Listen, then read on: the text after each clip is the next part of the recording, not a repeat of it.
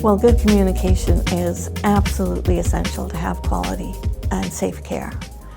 It's been said that without good communication, without language, there's no difference between medicine and veterinary science. Well, lungs are lungs. So if somebody asked me, what is the difference? Lungs are lungs if you're Anglophone or Francophone. That's what I'd say. But that's not the question. The question is not what is a lung. The questions that need to be answered are, what are the symptoms the patient is having with his or her lungs? What's the history, right? What's the history of the disease? If a diagnosis is being made, what's the treatment plan and does the patient understand it?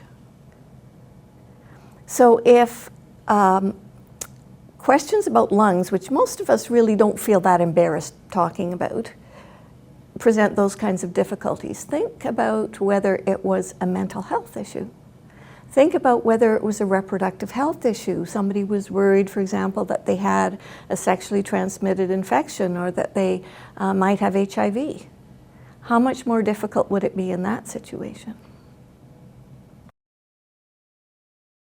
Well, if we don't take into account the particular aspects of a Francophone's culture in a healthcare context, it's the same risks as it would be from people from any other culture.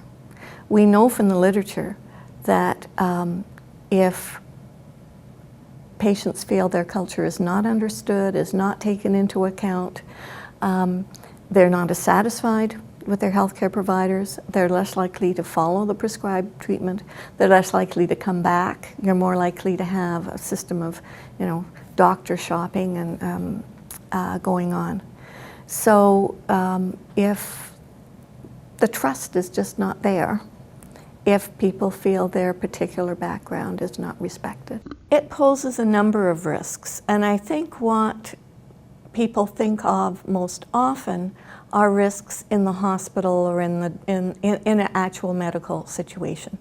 And certainly there are a number of risks there. There's risks that patients won't understand the procedure, so they won't give informed consent, so that's a legal risk. There's a risk of breakdown of confidentiality, which is also a risk for the organization. There's real risks of misdiagnosis. There's risks that patients won't understand their condition and so won't follow a treatment plan. So there's real risks, additional risks of complications and even in the worst cases of death.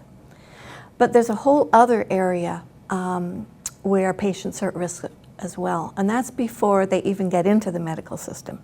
Because we know that patients that have, that face language barriers are less likely to have a regular provider. They're more likely to avoid preventive care. They're less likely to participate in health promotion programs. So if we're looking at the health of the whole population over a long period of time, they're more at risk of ill health by failing to participate in those kinds of programs.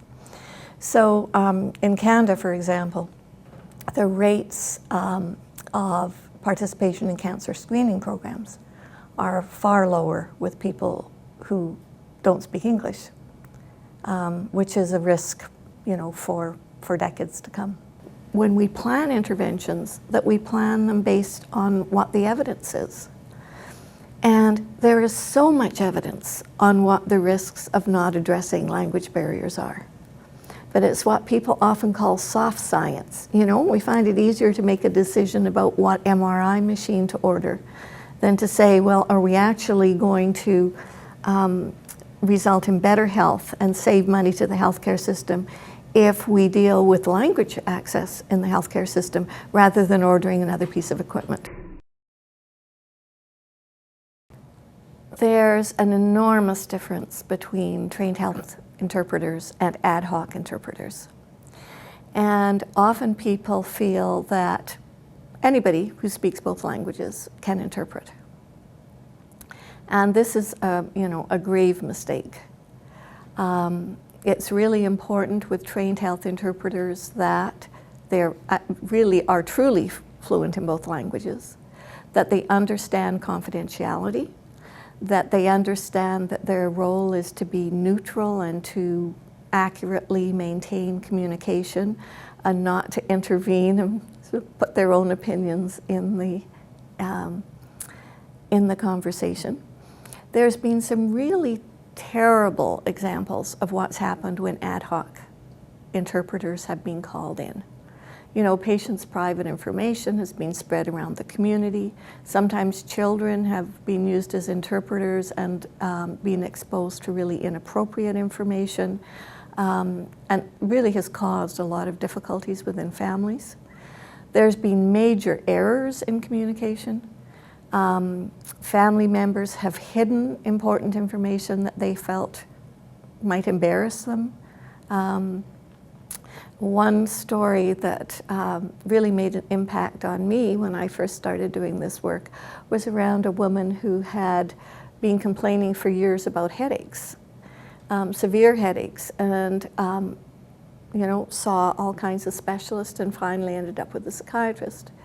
And that physician said, I want to have an interpreter for this woman, not just the husband. And what came out about that is she was getting headaches because the husband was regularly banging her head into the wall, right?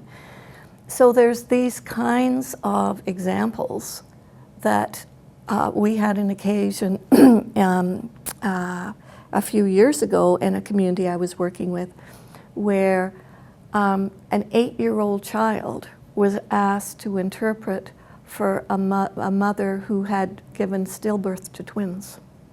And it was only when the child broke down that people said, oh, I guess this child needs support too. We shouldn't actually be asking him to interpret for what was really a traumatic event. So a lot of risks to the patient, a lot of risks to the interpreter and to the family, and real risks to the organization, who are not protecting that patient's confidentiality, who are risking, facing risks of liability through misdiagnoses, and for not protecting confidentiality, for not ensuring informed consent. So I think we have to be careful about translation. Some things do need to be translated, okay? Informed consent, right? Statements. Discharge instructions, I mean, really basic things, right? There's a lot of research going on at the moment about unilingual pharmacy labels, right? Because so many people with chronic disease, so many older people are on multiple medications, and we're finding that there's a much lower compliance or adherence to prescribed medication if people don't speak English.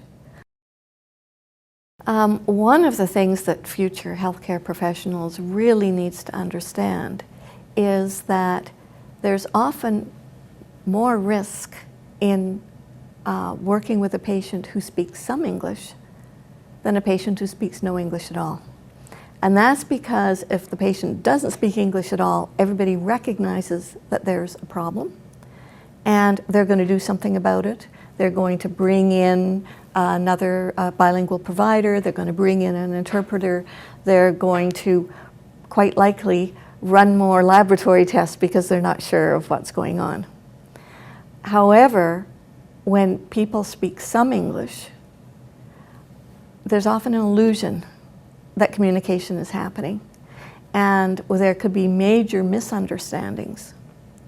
And this is actually a particular problem in an aging society, because we have a number of older people who have worked and lived a lot of their adult lives in English. And everybody thinks, oh, well, they can speak English. And as they start to age, maybe cognitively they're not doing as well. One of the first losses that people often have is those second languages, their ability tends to go down. So frontline providers who are working with older people often notice that they're having increasing difficulty, some of these older people, in communicating in English, even though they'd worked in English much of their lives. And of course, if there's a complex diagnosis, and we know the problem that we're having in Canada now with chronic disease, you know, multiple comorbidities. Some of these diagnoses are pretty complex, right? Or you're trying to make decisions about options in cancer care treatment. Just because somebody can go grocery shopping and, you know, have a nice conversation about the weather in English does not mean that they can understand very complex health conditions and make informed decisions about them.